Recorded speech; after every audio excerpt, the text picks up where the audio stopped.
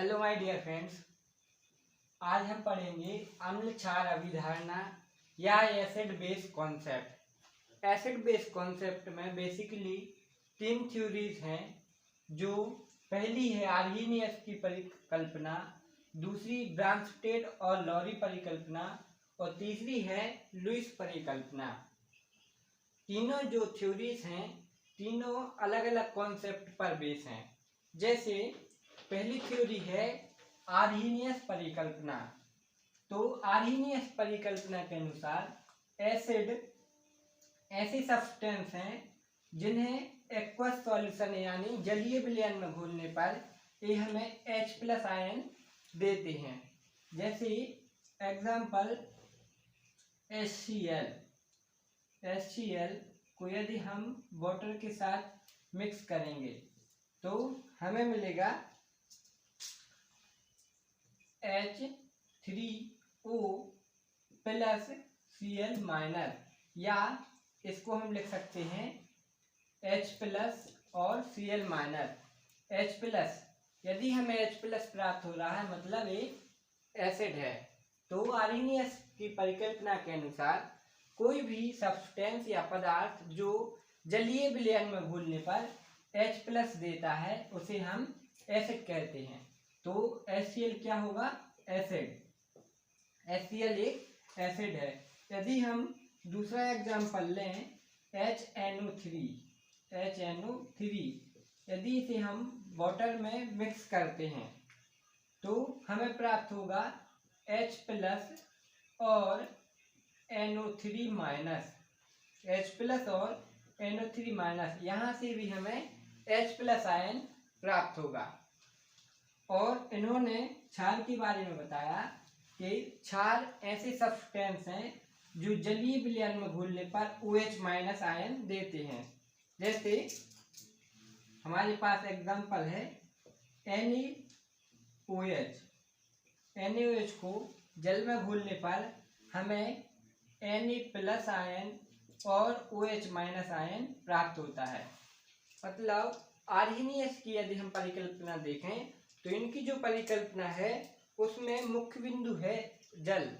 मतलब यदि कोई भी पदार्थ को हम जल में घोलते हैं और हमें H+ मिलता है या OH- मिलता है, यदि H+ आयन मिलेगा तो हम उसे क्या कहेंगे? एसिड या अम्ल। और यदि हमें OH- आयन मिलता है तो इसे हम क्या? क्षार कहेंगे। अब इनकी हम देख लेते हैं लिमिट कि जो आर्हीनियस परिकल्पना थी तो यह परिकल्पना जो है क्यों फेल हो गई। मतलब क्यों फेल हो गई आर्हीनियस परिकल्पना, इसमें क्या ऐसे कारण रहे जिसकी वजह से यह सभी एसिड और बेस को क्लासिफाई या डिस्क्राइब नहीं कर पाए। तो इसकी जो पहली परिकल्पना थी, इसकी परिकल्पना में कहा गया कि इसमें केवल उन्हीं क्षारों को परिभाषित किया गया जिनमें OH- आयन क्या थे? प्रेजेंट आयन उपस्थित थे। और जो हमारे पास दूसरी इसकी कमी थी, दूसरी कमी ये थी कि इन्होंने जल एक जरूरी घटक था। मतलब इनकी जो दो मुख्य कमियां रही कि इन्होंने अपने कॉन्सेप्ट में जल या जलीय विलयन का बहुधा से प्रयोग किया। और दूसरी क्या है कि ये केवल उन्हीं क्षारों की गुण को प्रकट कर पाए जिनमें क्या? OH- उपस्थित थे। और वे जो क्षार जिनमें OH- नहीं थे उनके लिए इन्होंने कोई भी बात नहीं कही। अब हम देखते हैं दूसरी परिकल्पना जो है ब्रांस्टेड और लॉरी परिकल्पना। ब्रांस्टेड और लॉरी के अनुसार ब्रांस्टेड और लॉरी दो अलग अलग साइंटिस्ट थे और दोनों ही अलग अलग कंट्री के थे।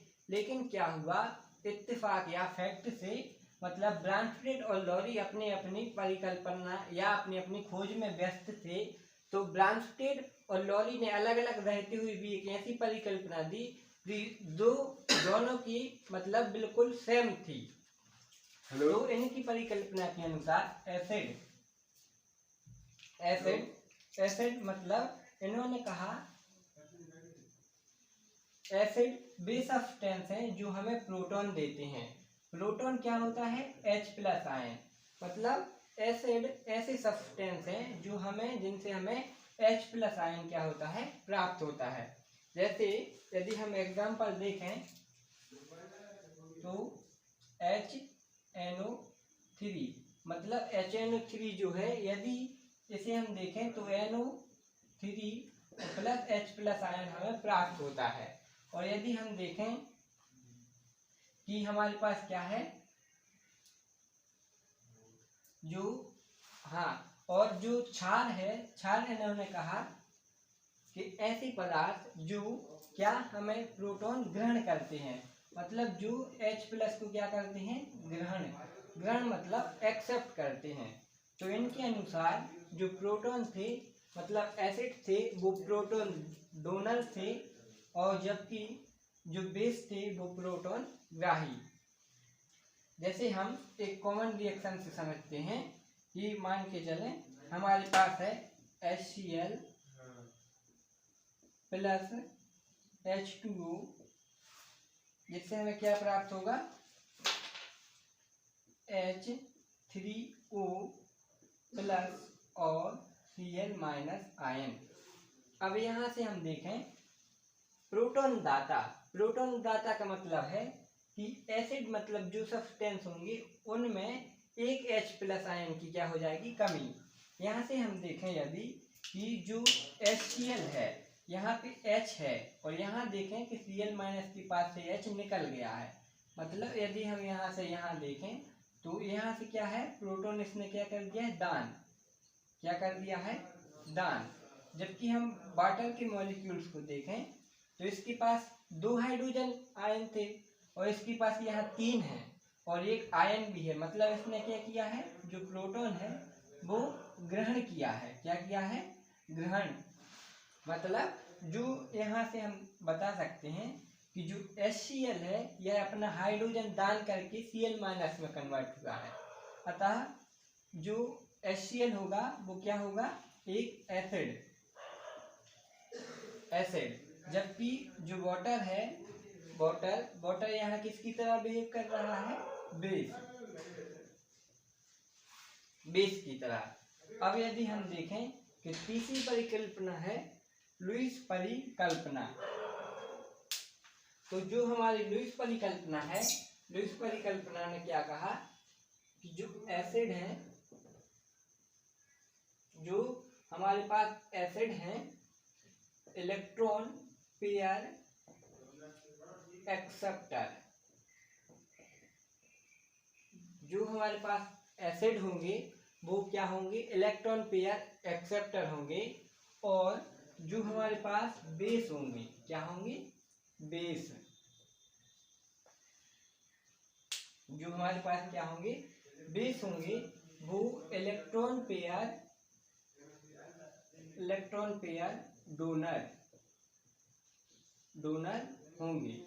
मतलब जो लुईस की परिकल्पना जो थी वो इन दोनों कॉन्सेप्ट से एक अलग ही लेवल की थी। मतलब जितने भी इन दोनों परिकल्पनाओं में कमी रह गई वो लुईस की परिकल्पना से डिफाइन हो गई। जैसे इन्होंने कहा कि एसिड क्या है? Electron pair acceptor.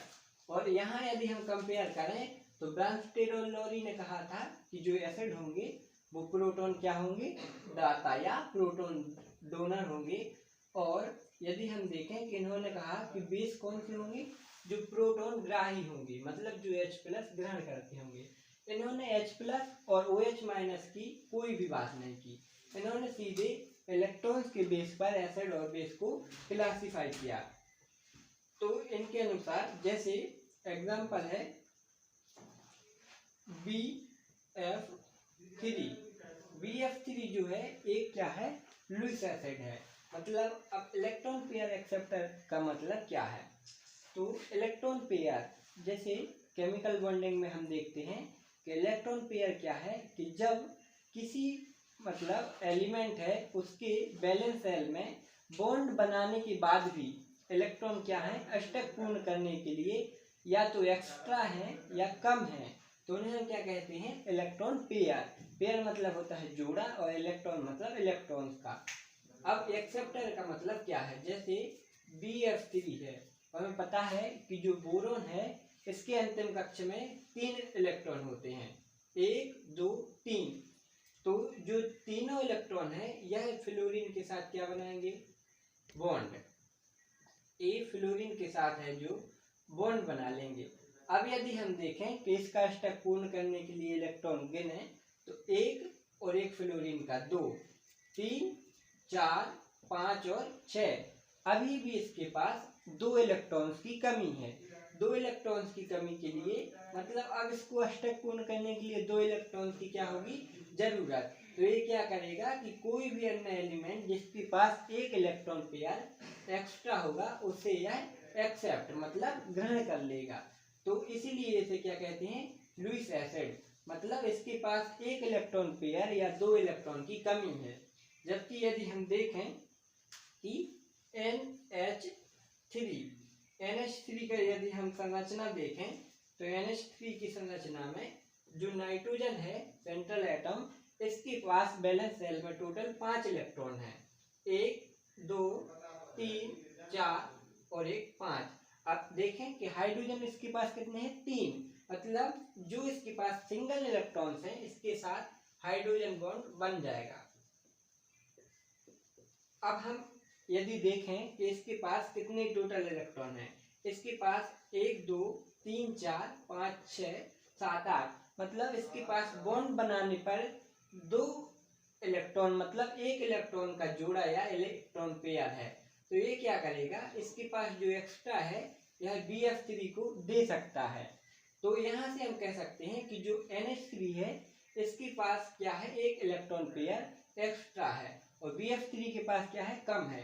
तो ए इलेक्ट्रॉन डोनर हो गया, इलेक्ट्रॉन पेयर डोनर। जबकि जो BF3 है ये क्या हो जाएगा, इलेक्ट्रॉन पेयर एक्सेप्टर। इस प्रकार जो लुईस है इन्होंने एसिड और बेस की परिकल्पना को बताया।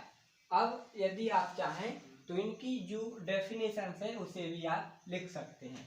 जैसे आर्हीनियस परिकल्पना के अनुसार एसिड वे पदार्थ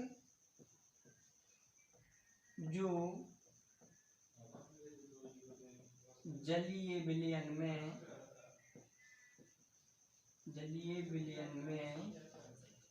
H+ आयन देते हैं। जैसे एग्जाम्पल HCl, HNO3, H2SO4। और जो क्या है, क्षार हैं, क्या है, क्षार। तो जो क्षार हैं मतलब वे पदार्थ जो जलीय विलयन में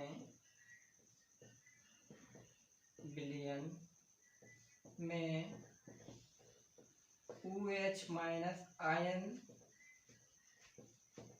देते हैं। Example NaOH, MgOH twice, CaOH twice। अब हम देखें कि ब्रांस्टेड और लोरी के अनुसार एसिड और बेस क्या है। तो यदि हम इसकी डेफिनेशन लिखें तो जो एसिड है, एसिड मतलब वे पदार्थ जो H+ दान करते हैं। जैसे एग्जाम्पल HCl, HNO3, H2SO4। और क्षार क्या है, प्रोटॉन ग्राही मतलब